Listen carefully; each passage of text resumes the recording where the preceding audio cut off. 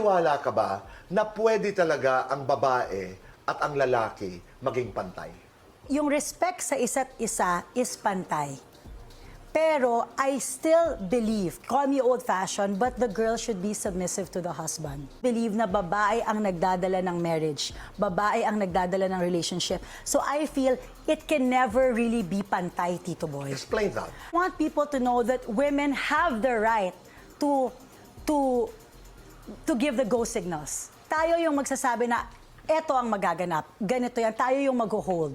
Okay, why am I saying this? There was a time, Tito Boy, merong issue that came up, and then so many people were saying, oh my gosh, kawawa naman si Mariel. Kawawa naman si Mariel, oh my gosh, you're married to that, ganyan, inaano nila. And I wanted them to know that women are so empowered.